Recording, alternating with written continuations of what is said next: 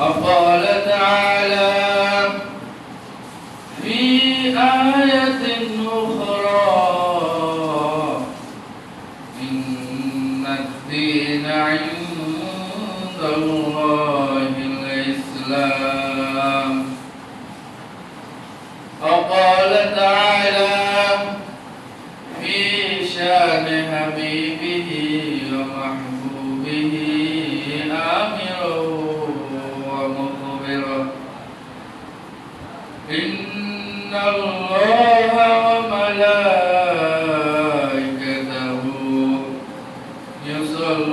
يصلون على النبي يا أيها الذين آمنوا صلوا عليه وسلموا تسليما. اللهم صل على سيدنا مولانا محمد وعلى آل سيدنا مولانا محمد. اللهم صل على سيدنا مولانا محمد وعلى آل سيدنا مولانا محمد. কোথায় রইলেন প্রাণের নবীজি, আমাদেরকে ছাড়িয়া? আপনি বিহনে আমরা সকল গুনাহের দরিয়ায় ডুবিয়া।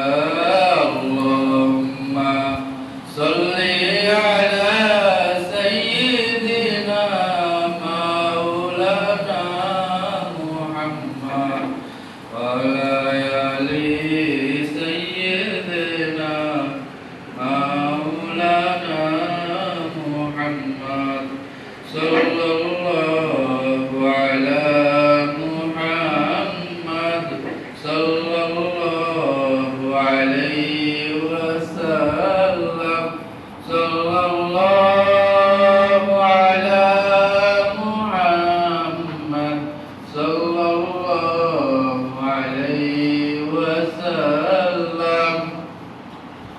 বালাগাল উলা বিকামালিহি كشفت الدجى بجماله حسنت جميع خصاله صلوا عليه وآله.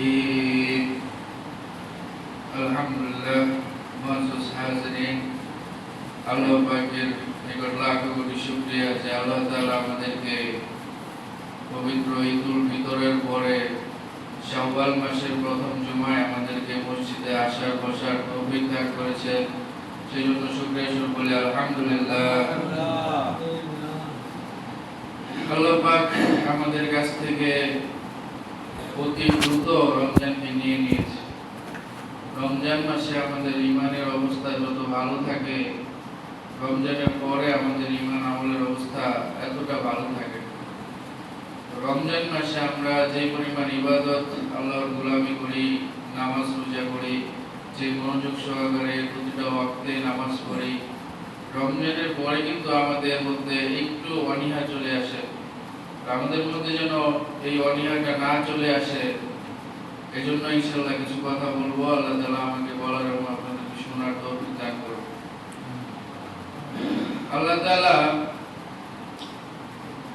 সেই বান্দাকে সবচেয়ে বেশি পছন্দ করেন যিনি তার ইবাদত করার পরে তার পিতা মাতাকে সবচেয়ে বেশি ভালোবাসে এবং তাদের খেদমত করে।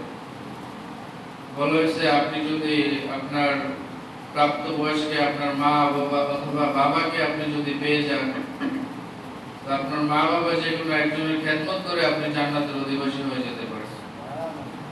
মা বাবা আমাদের আল্লাহর পক্ষ থেকে সবচেয়ে বড় নিয়ামত। এই দুনিয়াতে যত আপনজন রয়েছে, যত আত্মীয় স্বজন প্রতিবেশী রয়েছে, যত বন্ধু বান্ধব, যত কাছের মানুষই রয়েছে কিনা, তাদের স্বার্থে একটু আঘাত লাগলে তারা আমাদের থেকে দূরে সরে যায়। কিন্তু মা বাবা, আল্লাহ তাআলা আমাদেরকে এমন ভাবে ওনাদের মনে আমাদের জন্য আদর যত্ন দিয়ে রেখেছেন, আমরা হাজারো গুনাহ করলেও মা বাবা আমাদেরকে দূরে সরিয়ে রাখতেন না।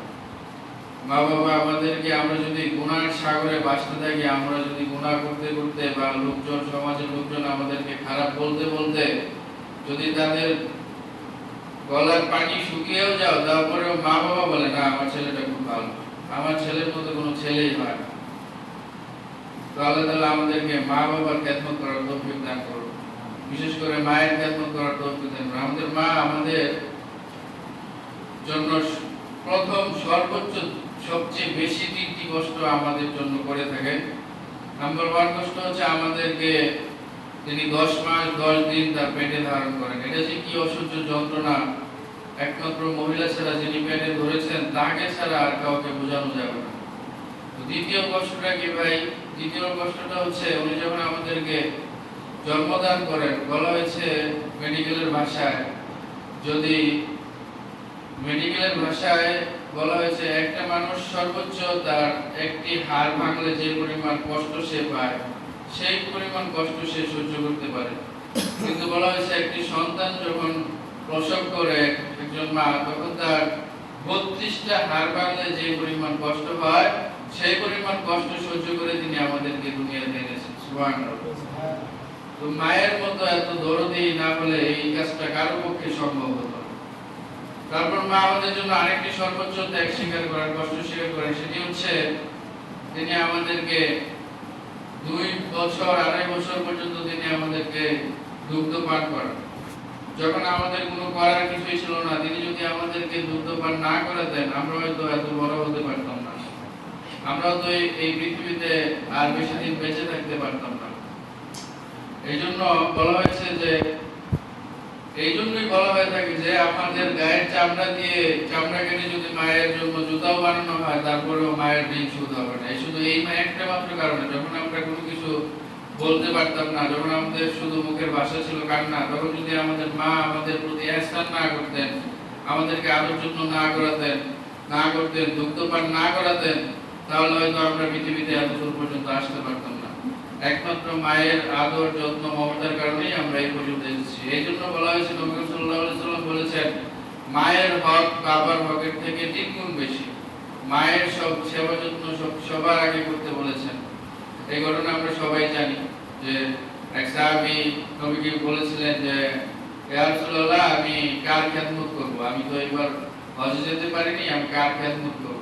বলল, তোমার মায়ের খেদমত করো, তোমার হজ হয়ে যাবে। তো এরকম মাকে নিয়ে অসংখ্য হাদিস এসেছে, অসংখ্য রিওয়ায়াত এসেছে। তো আমরা সবাই আমাদের পিতামাতার প্রতি সদয় ব্যবহার করব, তাদের যথেষ্ট খেদমত করার চেষ্টা করব, তাদের খেদমত করে জান্নাত হাসিল করার চেষ্টা করব। বলা হয়েছে পিতা জান্নাতের একটি দরজা। এখন মহানবী সাল্লাল্লাহু আলাইহি ওয়াসাল্লাম বলেছেন পিতা জান্নাতের একটি দরজা। এখন যদি কেউ পিতাকে পরিপূর্ণ সম্মান করে তার সন্তুষ্টি লাভ করতে পারে, তাহলে সে জান্নাতের দরজা দিয়ে সে জান্নাতে চলে গেল। আর যদি পিতার অসন্তুষ্টি হয়, পিতা যদি আমাদের প্রতি অসন্তুষ্টি পোষণ করে, আমরা যদি পিতাকে সন্তুষ্ট করতে না পারি, পিতার কথা মতো চলতে না পারি, তাহলে আমাদের এই জীবনে, আমরা এই দুনিয়াতেই নবীজির বাক্য অনুযায়ী আমাদেরকে জাহান্নামী বলে গণ্য করা হবে।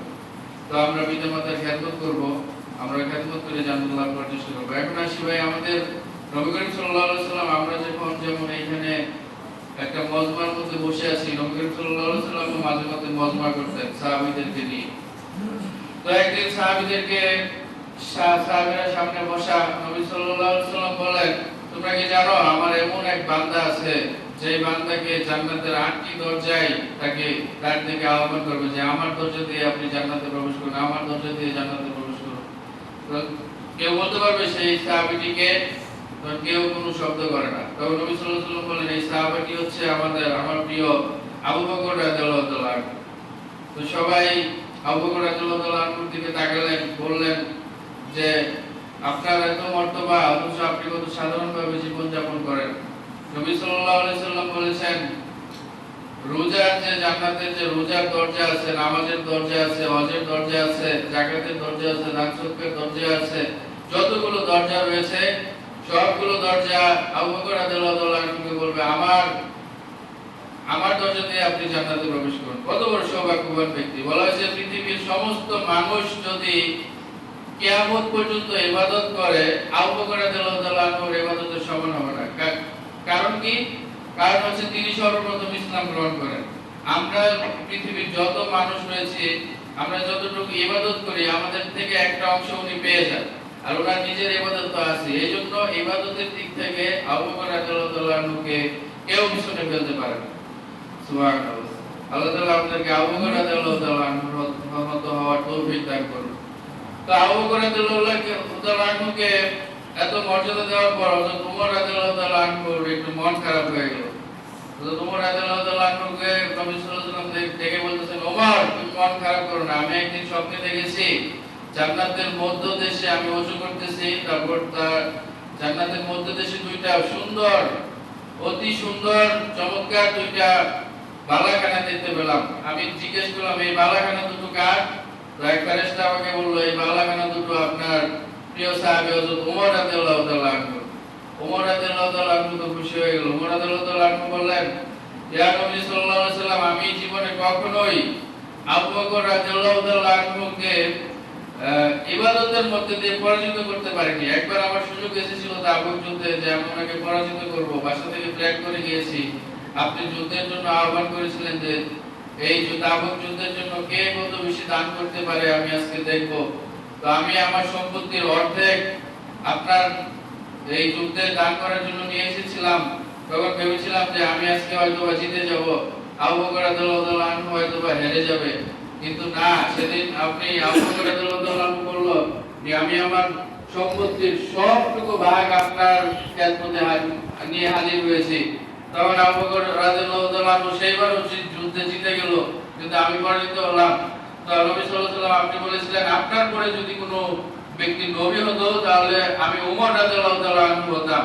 তো এই বলে আমি আমার নিজের মনের মধ্যে একটা শান্তি পাই। তখন নবী সাল্লাল্লাহু আলাইহি ওয়াসাল্লাম বললেন, হ্যাঁ ওমর, আমার পরে যদি কোনো ব্যক্তি নবী হতো তাহলে তুমিই হতে, কিন্তু আমি যে নবী আমার প্রতিচ্ছবি হচ্ছে হযরত আবু বকর রাদিয়াল্লাহু আনহু। অর্থাৎ আমার ভিতরে যা কিছু রয়েছে আবু বকর রাদিয়াল্লাহু আনহুর কাছে ঠিক তাই রয়েছে। তো এই কারণে আবু বকর রাদিয়াল্লাহু আনহু আমাদের দুনিয়ার যত মানুষ রয়েছে সমস্ত মানুষের থেকে সবথেকে বেশি নেকি যার তিনি হচ্ছেন হযরত আবু বকর রাদিয়াল্লাহু আনহু। আল্লাহ তাআলা আমাদেরকে আবু বকর রাদিয়াল্লাহু আনহুর মতো কবুল করেন, আমিন। তো ভাই, আল্লাহ তাআলা আমাদেরকে কিছু আদেশ নিষেধ করে দুনিয়াতে পাঠিয়েছেন। আল্লাহ তাআলা বলেছেন যে তোমরা এই জমিনে যাও, জমিনে গিয়ে মানুষদেরকে চারটা কাজের উপর দাওয়াত দাও।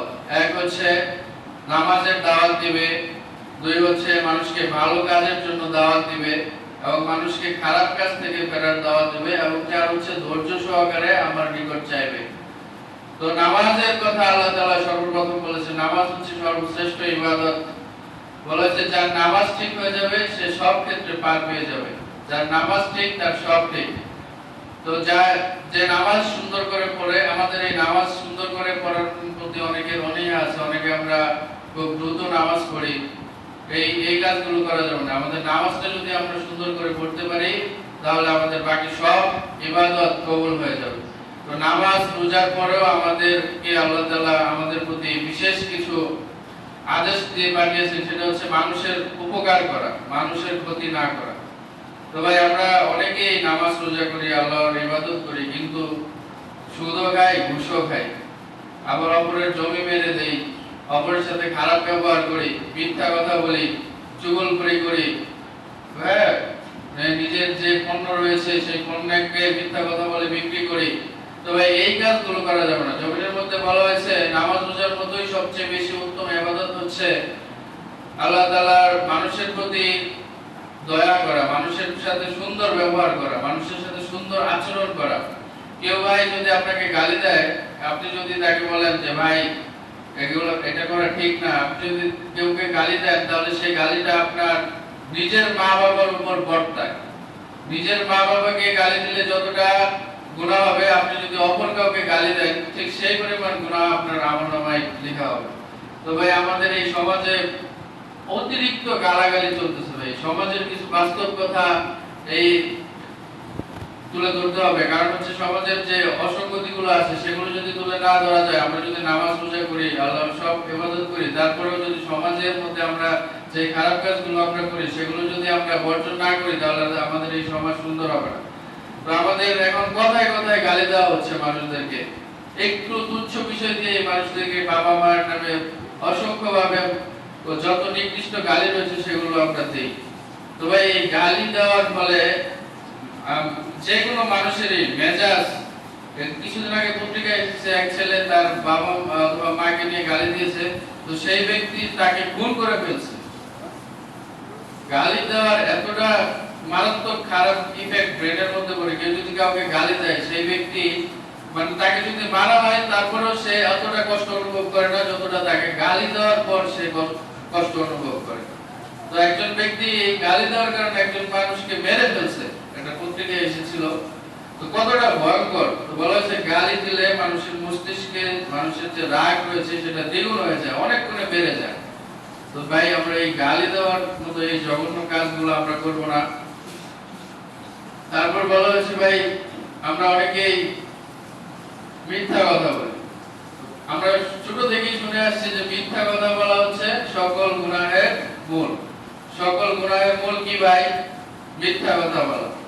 তো আমরা যদি সত্য কথা বলি তো আমাদের সমাজটা সুন্দর হয়ে যায়। আমরা যদি জীবনের সমস্ত ক্ষেত্রে যদি আমরা সত্য কথা বলতে পারি, আমাদের সমাজটা সুন্দর হয়ে যাবে। মিথ্যা যদি না বলি, মিথ্যা হচ্ছে কি গুনাহের জননী, গুনাহের মা। এই মিথ্যা কথাটা যদি বলা আমরা ছেড়ে দেই, আমাদের সমাজটা সুন্দর হয়ে যাবে। তো ভাই আমরা ইনশাআল্লাহ মিথ্যা কথা বলবো না। তো ভাই আরেকটা বড় কথা নবী সাল্লাল্লাহু আলাইহি ওয়াসাল্লাম বলেছেন যে ব্যক্তি আমার উম্মতের মধ্যে বড়দেরকে সম্মান করে না এবং ছোটদেরকে স্নেহ করে না, সে আমার উম্মত নয়। কত বড় কথা! তো ভাই আজকে আমাদের সমাজে দেখেন যে আমরা যারা ছোটরা রয়েছে আমরা বড়দেরকে সম্মান করি না, এবং বড়রা যারা রয়েছে তারা আমাদের ছোটদেরকে স্নেহ করে না। তো যার ফলে আমাদের সমাজের এই মারামারি হানাহানি। তো ভাই বড়রা যদি ছোটদেরকে স্নেহ না করে, তাদেরকে যদি ছোটরা ভুল করে তাদেরকে যদি ভুলগুলো শুধরে না দেয়, তাহলে তারা কার কাছ থেকে শিখবে? আর আমরা ছোটরা যদি বড়দেরকে না মানি, তাদের কথা মতো যদি না চলি, তারা যে আদেশ করে বা তারা যে ভালো কথাগুলো বলে সেগুলো যদি আমরা না শুনি, আমরা যদি নিজেদের মধ্যে একগুঁয়েমি তৈরি করি, আমরা যদি নিজেদের মধ্যে দলাদলি করি, নিজেরা একটা গ্রুপ বানাই, গ্যাং গ্রুপ বানাই, এই গ্রুপ ছোট এখন দেখবেন রাস্তাঘাটে ছোটদের গ্রুপ।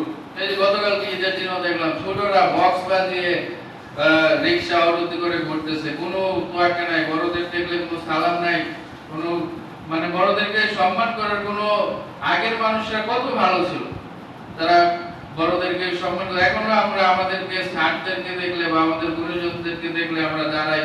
কেউ যদি সাইকেল দিয়ে যায়, সাইকেল থামিয়ে স্যারের সামনে স্যারকে সালাম দিয়ে, স্যার যতক্ষণ পর্যন্ত না যায় বা বড়রা যতক্ষণ পর্যন্ত না যায় ততক্ষণ আমরা সামনে আগে না। বর্তমানে কি চলছে ভাই? আমি নিজের চোখে দেখা, স্যার যাচ্ছে সামনে দিয়ে, কোনো সালাম নাই, চুলের কি স্টাইল!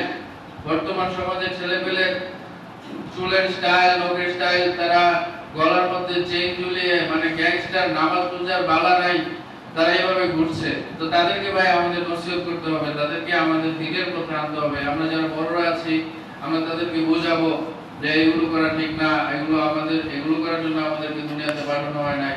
আল্লাহ তাআলা আমাদেরকে একমাত্র পাঠিয়েছে আল্লাহ তাআলার ইবাদত করার জন্য। তো ভাই আমরা এগুলো থেকে ফিরে আসবো, এইভাবে আমাদের ওদেরকে বোঝাতে হবে। আমরা যদি ওদেরকে না বোঝাই, আমাদের আগামী প্রজন্ম এতটা অন্ধকারে চলে যাবে যেটা আমরা কল্পনাও করতে পারছি না। আর আমাদের এই সমাজের ছেলেপেলেদের পড়ালেখা নিয়ে অনেক অনীহা। তারা লেখাপড়ার বদলে তারা মোবাইল নিয়ে সারাক্ষণ পড়ে থাকে, মোবাইলে গেম খেলে। হ্যাঁ, তো এই কাজগুলো করছে বলেই আমাদের সমাজের ভবিষ্যৎ আগামী প্রজন্ম তারা মূর্খ হয়ে বেড়ে উঠছে। তাদের মধ্যে না আছে আধুনিক শিক্ষার জ্ঞান, না আছে আরবি জ্ঞান, না আছে বড়দেরকে সম্মান করার জ্ঞান। তারা লেখাপড়া না করলে এগুলো শিখবে কোথেকে? তো আমাদের এই সমাজটাকে, যুব সমাজটাকে ধ্বংসের হাত থেকে বাঁচাতে হবে। আমরা যে যতটুকু পারি আমাদের নিজের ফ্যামিলিতে যারা রয়েছে, আমাদের ছোটরা যারা রয়েছে, তাদেরকে আমরা সবসময় বোঝাবো যে এই কাজগুলো করা যাবে না। যদি না শুনে আপনি ভালোভাবে একবার দুবার বুঝাবেন, না শুনলে তাকে আপনি শাস্তি দিবেন, ছোটখাটো শাস্তি দিবেন, তার খানা বন্ধ করে দিবেন, তাকে ছোটখাটো ব্যত্যাঘাত করবেন, ইনশাআল্লাহ তারা আল্লাহর মধ্যে ফিরে আসবে। তো এই কাজগুলো আমাদের নৈতিক দায়িত্ব। আমাদের ভবিষ্যৎ প্রজন্মকে রক্ষা করতে হলে আমাদের বড়দের এই দায়িত্ব নিতে হবে। আর আমাদের ছোটদেরকে অবশ্যই আমাদের বড়দেরকে সম্মান করতে হবে, বড়দের কথা মতো চলতে হবে। বড়রা যা বলে, যে আমার একদিনের সিনিয়র, সে আমার একদিন আগে দুনিয়াতে এসেছে এবং দুনিয়ার ভালো মন্দ সে আমার থেকে ভালো বোঝে। তো এই ধারণা পোষণ করে আমরা বড়দের কথা শুনবো, তাদের কাছ থেকে জ্ঞান লাভ করব, তাদেরকে যথাযথ সম্মান করবো। আমি যদি এই কাজটা করতে পারি তাহলে আমাদের পৃথিবীটা সুন্দর হয়ে যাবে। বলা হয়েছে বড়রা যদি ছোটদেরকে স্নেহ করে আর ছোটরা যদি বড়দেরকে সম্মান করে তাহলে সমাজে আর কোনো অপরাধ থাকবে ভাই? কোনো অপরাধ থাকবে? তো আমরা ইনশাআল্লাহ আজকে থেকে এই কাজটা করবো। যারা আমরা ছোট আছি আমরা বড়দেরকে সম্মান করবো, আর আমরা যারা বড় আছি তারা ছোটদেরকে স্নেহ করবো, ভালোবাসবো। ইনশাআল্লাহ আমাদের সমাজটা সুন্দর হয়ে যাবে। তো ভাই আল্লাহ তাআলা আরো বলেছেন যে আত্মীয় স্বজনের সেবা করতে। আমরা যারা ঢাকাতে থাকি, কাজ করি, যারা আমাদের আত্মীয় স্বজন রয়েছে, গরিব, বিশেষ করে গরিব আত্মীয় স্বজন যারা রয়েছে, তো আমাদের জাকাতের এই যে জাকাতের সময়গুলো, জাকাতের মূল হকদার ছিলেন আমাদের, সবচেয়ে বেশি হকদার ছিলেন আমাদের গরিব আত্মীয় স্বজন। তো আমাদের গরিব আত্মীয় স্বজনদেরকে আমরা নিয়মিত খোঁজ খবর রাখবো। আমরা যদি স্বাবলম্বী হয়ে থাকি, আমরা যদি আর্থিকভাবে উন্নত হয়ে থাকি, তাহলে আমরা আমাদের অধীনস্থ যারা রয়েছে, আমাদের আত্মীয় নিকট আত্মীয় স্বজন, আমাদের ফুফু, খালা, হ্যাঁ, আমাদের ফুফাতো ভাই, খালাতো ভাই, যতটুকু পারি সাধ্য মতো আত্মীয় স্বজনের উপকার করার চেষ্টা করবো। তো ভাই বিপদে পড়লে সবার আগে, বাবা মার পরে সবার আগে ছুটে আসে কারা ভাই? আত্মীয় স্বজন। তো আত্মীয় স্বজনদেরকে আমরা সম্মান করবো, তাদের বালা মুসিবতের পাশে দাঁড়াবো। তো বলা হচ্ছে আত্মীয় স্বজনের যদি আপনি তাদের খোঁজ খবর রাখেন তাহলে আপনারই লাভ। বলা হয়েছে দুনিয়াতে যে ব্যক্তি আত্মীয় স্বজনের খোঁজ খবর রাখলো তার হায়াত আল্লাহ তাআলা বাড়িয়ে দেয়। সুবহানাল্লাহ। আত্মীয় স্বজনের খোঁজ খবর যদি আমরা রাখি, আমরা দুনিয়াতে আরো বেশি দিন বেঁচে থাকতে পারবো। আমাদের যে রিজিক আছে, আমরা যে কাজ করি, সেই কাজের মধ্যে আমাদের আল্লাহ তাআলা আরো বরকত দিবে। তো ভাই আমরা আত্মীয় স্বজনের প্রতি খেয়াল রাখবো, তাদের খোঁজ খবর নিব, তাদের সমস্যায় বিপদ আপদে পাশে দাঁড়াবো। তো আত্মীয় স্বজনের প্রতি ভাই পরেই আমাদের হক হচ্ছে প্রতিবেশীদের উপর। আমাদের আশেপাশে যারা থাকে তারাই আমাদের প্রতিবেশী। আমাদের বলা হয়েছে 40 ঘর পর্যন্ত যারা রয়েছে তারা আমাদের প্রতিবেশী। তো আত্মীয় স্বজনরা আমাদের থেকে অনেক সময় দূরে থাকে, তো তারা আমাদের খোঁজ খবর রাখতে পারে না, কিন্তু আমাদের সর্বাবস্থায় খোঁজ খবর রাখে কারা ভাই? প্রতিবেশীরা। আমাদের পাশে যারা রয়েছে, শহরে তো আমাদের প্রতিবেশীদের তেমন খোঁজ খবর নেওয়াই হয় না, কারণ শহরের এক ফ্ল্যাটে থেকে আরেক ফ্ল্যাটে কে থাকে তাদের সম্পর্কে অনেকেই জানে না। কি ভাই, সত্যি কথা নাকি? তো আমাদের খোঁজ খবর নিতে হবে। শহরের মধ্যে গ্রামের পরিবেশ সৃষ্টি করতে হবে। গ্রামের মধ্যে আপনি গিয়ে দেখবেন 3-4 গ্রামের পরেও মানুষকে চিনে, অমুকের নাম বললে কি চিনে না ভাই? কিন্তু আমাদের শহরের পাশের ঘরের ফ্ল্যাটে মানুষ কেউ চিনে না, বলতে পারবে না সে কই থাকে। তো আমাদের প্রতিবেশীদের বলা হয়েছে যে প্রতিবেশীরা যেন আমাদের কাছ থেকে কোনো কষ্ট না পায়। বলা হয়েছে যে আমাদের ঘর যদি তাদের ঘরের সামনে হয়, তার ঘরে আলো বাতাস ঢোকার জন্য যদি পর্যাপ্ত জায়গা না থাকে, তো সেই জায়গা বের করে দেওয়া, প্রতিবেশীদের দুঃখ কষ্টগুলো জানা। প্রতিবেশীদেরকে আত্মীয় স্বজনের পরে সবচেয়ে বেশি সাহায্যের হকদার হচ্ছে প্রতিবেশীরা। তো আমরা প্রতিবেশীদের সবসময় খোঁজ খবর রাখবো, তাদের বিপদে আপদে পাশে দাঁড়াবো, তারাই আমাদের বিপদে আপদে পাশে দাঁড়াবো। আমার বাড়িতে যদি আগুন লাগে, কোনো দুর্ঘটনা ঘটে, প্রতিবেশীরাই সবার আগে এসে আমার বাড়ির আগুন নেভাবে, আমার সাহায্য করবে। তো প্রতিবেশীদেরকে আমাদের মূল্যায়ন করতে হবে, তাদের কষ্ট দেওয়া যাবে না। বলা হয়েছে নামাজ রোজা আপনি যতই করেন না কেন, আপনার প্রতিবেশী যদি আপনার প্রতি অসন্তুষ্ট থাকে তাহলে আপনি জান্নাতে যেতে পারবেন না। আপনি যত নামাজ পড়েন, যত রোজাই করেন, আপনার প্রতিবেশী যদি আপনার প্রতি খারাপ ধারণা রাখে, খারাপ মন্তব্য করে যে না এই লোকটা ভালো ছিল না, মরার পরে ভাই সবাই ভালো বলে।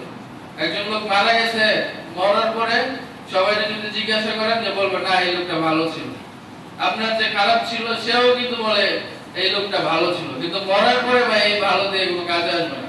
জীবিত অবস্থায় আপনার ভালোবাসা অর্জন করতে হবে প্রতিবেশীদের কাছ থেকে।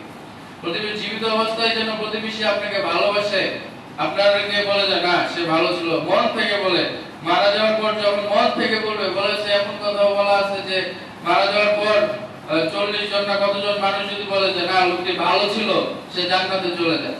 তো ভাই আমাদের মারা যাওয়ার আগে আমাদের প্রতিবেশীদের ভালোবাসা অর্জন করতে হবে, আত্মীয় স্বজনের ভালোবাসা অর্জন করতে হবে। যেন আজকে যদি আমি মারা যাই, কালকে ভাই আমাকে কেউ মনে রাখবে। আজ থেকে 10 বছর পর শরীফ নামে কোনো ছেলে ছিল, এটা কেউ মনে রাখবে না যদি আপনি বিখ্যাত মানুষ না হন। আর কত আমাদের থেকে কত বিখ্যাত বিখ্যাত মানুষ ছিল যারা আজকে চলে গেছে, অন্ধকার কবরে রয়েছে। আমার থেকে কত সুন্দর, কত মেধাবী, কত বিজ্ঞানী, কত ডাক্তার, কত ইঞ্জিনিয়ার, কত প্রধানমন্ত্রী, কত রাষ্ট্রপতি মারা গেল। তাদের খবর আজকে আজ থেকে 100 বছর আগে আমেরিকার প্রেসিডেন্ট কে ছিল আমরা কেউ জানি? তার নাম জানি? জানি না। তো ভাই মরার পর আমাদের কেউ মনে রাখবে না, একমাত্র ঈমান আমল আমাদের সাথে যাবে। আর আমরা যদি ভালো আচরণ করে যেতে পারি, আমরা যদি মানুষের সাথে ভালো আচরণ করে যেতে পারি, তাহলে মানুষ আমাকে মনে রাখবে। তাছাড়া ভাই একজন সাধারণ মানুষকে কেউ মনে রাখবে না। আপনি যদি অমর কোনো কীর্তি করে যেতে পারেন, আপনি যদি আপনার আচরণ দিয়ে মানুষের ভালোবাসা নিয়ে যেতে পারেন, কারণ ভালোবাসা নেওয়ার জন্য ভাই মন্ত্রী, এমপি, চেয়ারম্যান, মেম্বার হওয়া লাগে না। ভালোবাসা আপনি এমনিতেই অর্জন করতে পারবেন। আপনি যদি মানুষের সাথে ভালো ব্যবহার করেন, আপনার মুআমালাত মুআশরাত ঠিক রাখেন, আপনার লেনদেন ঠিক রাখেন, হ্যাঁ, আপনার প্রতিবেশীকে আপনি খুশি রাখেন, বিপদে আপদে সাহায্য করেন, দেখবেন আপনার নাম দ্বারা যুগ যুগ ধরে মরার আগ পর্যন্ত তারা আপনাকে ভালোবাসে। তো ভাই আমরা প্রতিবেশীদেরকে সম্মান করব, প্রতিবেশীদেরকে ভালোবাসবো, প্রতিবেশীর হক আদায় করব, প্রতিবেশী যেন আমাদের সাথে আমাদের থেকে কোনো কষ্ট না পায় সেই চেষ্টা করব। তো ভাই বলা হয়েছে বাবা মা আত্মীয় স্বজন প্রতিবেশীর পর আমাদের হক হচ্ছে আমাদের মুসলমান ভাইদের জন্য দোয়া করা। বহির্বিশ্বে যত আমাদের মুসলমান ভাই রয়েছে তাদের জন্য দোয়া করা। এই যে বর্তমানে আমাদের ফিলিস্তিনের যে মা বোনেরা ভাইরা এতটা কষ্টে আছে, আপনারা হয়তো দেখে থাকেন, ভিডিওতে দেখে থাকেন, মোবাইলে দেখে থাকেন, তারা খাবার পাচ্ছে না, তারা খাবারের পরিবর্তে ঘাস খাচ্ছে। কতটা নির্দয়ভাবে তারা রোজা রেখেছে, তারা ঘাস খেয়ে রোজা রেখেছে। আর বলা হয়েছে আল্লাহ তাআলা সবচেয়ে বেশি পছন্দ করেন ওই শাম বা ফিলিস্তিন এলাকার ওই অধিবাসীদের। আল্লাহ তাআলা তাদের পূর্ণ ঈমানের পরীক্ষা তারা দুনিয়াতে নিয়ে যাচ্ছে। আর ভাই দুনিয়া কয়দিনের ভাই, আজকে আজকে কালকে নাই। যে কোনো সময় মারা যেতে পারে, যে কোনো সময় অ্যাক্সিডেন্টে, ভূমিকম্পে, পানিতে ডুবে, আগুনে পুড়ে মারা যেতে পারে। জীবনের কোনো কি গ্যারান্টি নাই। তারা জীবনকে তোয়াক্কা করে না, তারা একমাত্র আল্লাহর জন্য, আল্লাহকে ভালোবেসে এই কষ্ট সহ্য করতেছে। বলা হয়েছে ভাই ওদের পিচ্ছি পিচ্ছি ছেলেমেয়েরা, তাদের বাবা নাই, মা নাই, তারপরে তাদেরকে যখন সাংবাদিকরা বলে তোমাদের কোন কষ্ট আছে, তারা বাহ্যিকভাবে কষ্ট প্রকাশ হলো, বলে না আমাদের কোনো কষ্ট নাই, আল্লাহ তাআলা আমাদের সাথে আছে। না খেয়ে না লয়ে তারা যে ঈমানটা দেখাচ্ছে, আমাদের বাংলাদেশের মানুষ পারত কিনা আমি জানি না। আল্লাহ তাআলা সেই ফিলিস্তিনের ভাইদেরকে আল্লাহ তাআলা কুদরতিভাবে সাহায্য করুন, এটাই আমরা চাই। আমরা তাদের জন্য সবসময় দোয়া করব। আর আমাদের বিভিন্ন মসজিদ মহল্লা থেকে অনেকেই ত্রাণ উঠিয়ে এমবাসির মাধ্যমে, ফিলিস্তিন এমবাসির মাধ্যমে যোগাযোগ করে তাদেরকে ত্রাণ পাঠাচ্ছে, সহযোগিতা পাঠাচ্ছে। আমরা যারা পারি আমরাও তাদেরকে যে কোনো সোর্স থেকে সহযোগিতা করার চেষ্টা করব। কারণ এটা আমরা যদি তাদেরকে সহযোগিতা না করি, কাল কিয়ামতের দিন আল্লাহ তাআলা আমাদেরকে ধরবে, বলবে যে আমি তোমাদের কাছে খাবার চেয়েছিলাম, তোমরা আমাকে খাবার দাও নাই। তখন বান্দা প্রশ্ন করবে আশ্চর্য, আপনি আমার কাছে আল্লাহ কবে খাবার চেয়েছিলেন? তো বলবে এই যে আমার ফিলিস্তিনি বাসীদের বা আমাদের আশেপাশে যারা অনাহারে রয়েছে তাদেরকে তুমি খাবার দাও না। তোমাকে আমি যথেষ্ট পরিমাণ সম্পদ দিয়েছিলাম, কিন্তু তুমি আমার এই সম্পদের থেকে অল্প কিছু তুমি তাদেরকে দান করো না। তো এটাই ওরা যে খাবারটা চেয়েছিল এটাই আমার খাবার ছিল, আমার চাহিদা ছিল। তো আল্লাহ তাআলা আমাদেরকে ফিলিস্তিনি মা বোনদের জন্য বেশি বেশি, আমরা যদি কেউ সাহায্য করতে নাও পারি, আমরা যেন তাদের জন্য প্রতিটি মোনাজাতে দোয়া করি। তাদের কান্না দেখে, তাদের শিশুদের অমানবিক, তাদের নির্যাতন দেখে আমরা কেউ চোখের পানি ধরে রাখতে পারি না যখন আমরা ভিডিওগুলো আমাদের সামনে আসে। তাদের জন্য আমাদের দোয়া করা ছাড়া কোনো উপায় নেই। আমরা দোয়া করবো আল্লাহ তাআলা যেন কুদরতিভাবে তাদেরকে সাহায্য করে। এই যে আমাদের বিশ্বের বড় বড় মুসলিম, কাতার, কুয়েত, সৌদি আরব, যারা বড় বড় মুসলিম সাম্রাজ্য রয়েছে, দেশ রয়েছে, রাষ্ট্র রয়েছে, তারাও নীরব এই ব্যাপারে। তারা যে কেন ওদের পাশে দাঁড়াচ্ছে না, এটা আমাদের মতো মানুষের বুঝে আসতেছে না। তবে ওদের পাশে দাঁড়ানো আমাদের আরব কান্ট্রিগুলো আমাদের মুসলমানদেরকে পূর্বে আমাদেরকে ভয় পেত তারা, ইহুদি খ্রিস্টান। আমাদের ভারতবর্ষ প্রায় এই তো কিছুদিন আগে শুধু মুসলিমদের হাত থেকে ছাড়া বলে, তার আগে শুরু থেকে এই পর্যন্ত ভারতবর্ষ আমাদের মুসলিমরা শাসন করেছে। গোটা পৃথিবী সুলাইমান আলাইহিস সালাম শাসন করেছে। হযরত উমর রাদিয়াল্লাহু আনহু খেজুরের বিছানায় বসে পুরো অর্ধ পৃথিবী শাসন করেছে। উমর রাদিয়াল্লাহু আনহুর একটা হুঙ্কারে পুরো পৃথিবী কাঁপতো। কারণ মুসলমানদের ভিতরে জানের ভয় নেই তো। আমরা মুসলমানরা জানের ভয় করি না। আমরা নিজের জানকে এত ভালোবাসি না, নিজের মৃত্যুকে এত ভয় পাই না। আমাদের মৃত্যু যে কোনো সময় হবে। আমাদের মুসলিমদের এমন হওয়া উচিত যে আমরা ভয় পাবো না। এবং বর্তমানে মুসলিমরা এই মৃত্যু ভয় পাওয়ার কারণেই মুসলিমদের আজ এই অধঃপতনের কারণ। আগেকার মানুষেরা সাহাবীরা তারা ভয় পেত না। জীবন চলে যাক, তা অন্যায়ের পক্ষে কথা বলবো না, অন্যায়ের বিরুদ্ধে সবসময় সোচ্চার থাকতো আমাদের সাহাবীরা রাদিয়াল্লাহু আনহুম। বর্তমানে আমরা আমাদের জীবনের প্রতি মায়া বেড়ে গেছে, এজন্য আমরা আমেরিকা ইসরায়েলের বিপক্ষে আমরা দাঁড়াতে পারছি না। আমাদের সেই শক্তি সামর্থ্য নেই। যদিও আমাদের যাদের বুকে তাজা ঈমান রয়েছে তারা যেতে চায় ফিলিস্তিনিদের পক্ষে যুদ্ধ করতে, ইসরায়েলের বিপক্ষে যুদ্ধ করতে যেতে চায়, কিন্তু আমাদের শক্তি সামর্থ্য এবং আমাদের সরকার সেটার পক্ষে অবস্থান নিচ্ছে না বলেই অনেকেই যেতে পারে। এবং অনেক মানুষ আছে যারা বলে না আমি ফিলিস্তিনের হয়ে যুদ্ধ করতে যাবো, ইসরায়েলের বিরুদ্ধে আমি যুদ্ধ করব। কিন্তু আমাদের সরকারও চুপ রয়েছে। যতটুকু শুনতেছি যে সামনে তারা চেষ্টা করবে। এবং আর আমাদের এই বাহ্যিক আমাদের এই দুনিয়াতে যত যা হচ্ছে, ইসলামিক স্কলাররা বলতেছে এই দুনিয়া আর বেশি দিন থাকবে না।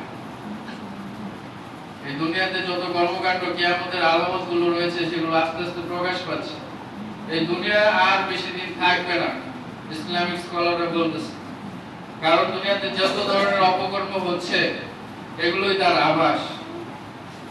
এই যে বলা হচ্ছে যে ইসরায়েলের এই যুদ্ধ থেকেই আমাদের ফিলিস্তিনের আমাদের ইমাম মাহদী হযরত ঈসা আলাইহিস সালামের আগমন করবে। এই যুদ্ধ থেকে, এই যুদ্ধের এখন দ্বিতীয় বিশ্বযুদ্ধ শুরু হবে এই ইসরায়েলকে কেন্দ্র করে। তৃতীয় বিশ্বযুদ্ধ হওয়ার পরই দাজ্জাল আসবে, দাজ্জালের পরই ইমাম মাহদী এবং হযরত ঈসা আলাইহিস সালাম আসবে, তারপরে কিয়ামত হয়ে যাবে। তো আমরা যদি পৃথিবীকে বাঁচাতে চাই, আমরা আল্লাহ তাআলার আনুগত্য প্রকাশ করব, সঠিক সময়ে নামাজ পড়ব, রোজা করব। রোজা তো আমাদের মধ্য থেকে চলে গেছে।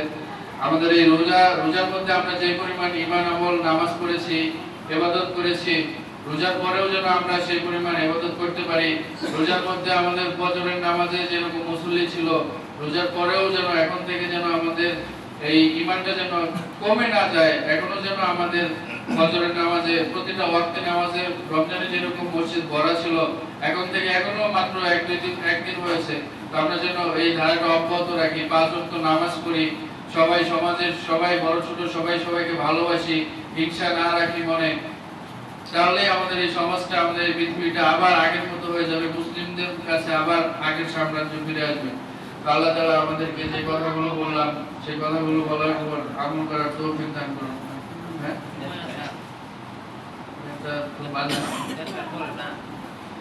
তো ভাই যেটা বলছিলাম, এই রমজানের যে শিক্ষাটা, আমরা যেন এই শিক্ষাটা পরবর্তীতেও কাজে লাগে, আমরা যেন গাফেল হয়ে না যাই। আমাদের রমজানের মধ্যে যেরকম আমরা কোরআন তেলাওয়াত করেছি, আমরা যেন এখনো কোরআন তেলাওয়াত করি। যারা কদম দিয়েছি আমরা এখনো যদি 1 পৃষ্ঠা করে পড়ি, মাত্র কয় পারা 600 দিন লাগবে। যদি প্রতিদিন 1 পৃষ্ঠা করে পড়ি, আমরা যখন কাজে আছি